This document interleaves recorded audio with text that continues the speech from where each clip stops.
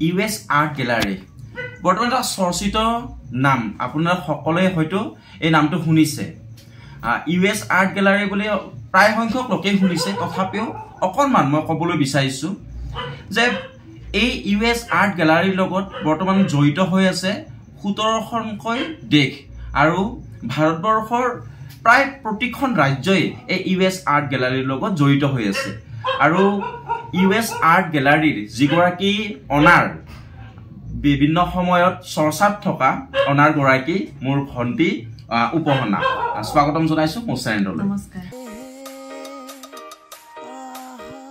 উপহনাৰ বিষয়ে আৰু এটা কথা ক'বলৈ বিচাৰিছো যে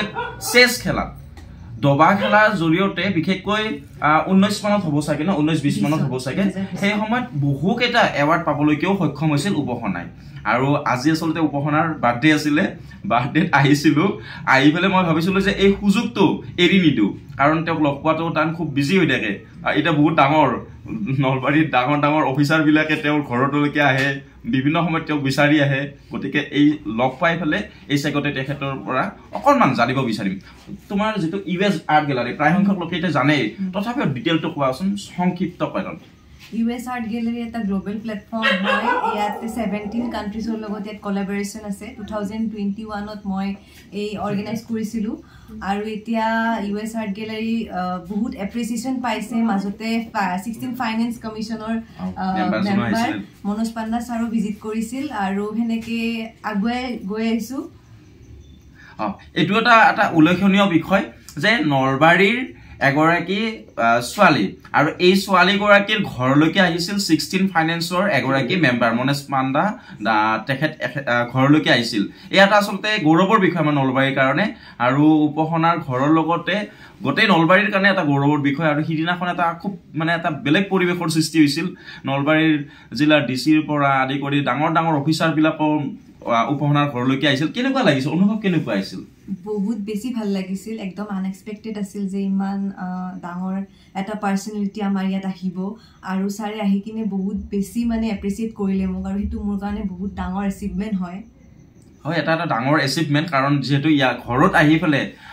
এনকাৰেজও কৰিছিল বেছি সময় নল যেহেতু আজি উপহনাৰ বাৰ্থডে বিভিন্ন তেওঁলোকৰ ৰিলেটিভছ সকল ফ্ৰেণ্ড সাৰ্কুলো আহিছে US Art Gallery হেক কেনেকুৱা মানে পৰিকল্পনা কেনেকুৱা আছে ফিউচাৰক লৈ আৰু ইয়া পিছলৈকে এখন ইনষ্টিটিউট খোলাই মোৰ মন ডাঙৰ এটা আৰ্ট গ্যালাৰি খোলা মন নলবাৰীতে তো তেনেকে বহুত মই হাৰ্ড ওয়াৰ্ক কৰি আছো আৰু মই নিশ্চয় সক্ষম হ'ম মানে হয়ও এটা টেলেন্টেড আৰু ডেডিকেটেড ছোৱালী আছে উপহনা গতিকে মোৰ ফালৰ পৰা উইশ কৰিলো যে তোমাৰ যেটো লক্ষ্য এই লক্ষ্যত সফল হওক আৰু সকলো নলবাৰীবাসী ৰাইজক মই আহ্বান জনাইছো যে উপহনাক আশীৰ্বাদ কৰক আমাৰ নলবাৰীৰ ছোৱালী আৰু তেওঁ যেটো লক্ষ্য সাধাৰণতে তেনেকুৱাকে যেটো এইমটো বহুতে নলয় তেওঁৰ এটা লক্ষ্য হৈছে যে সেই গোটেই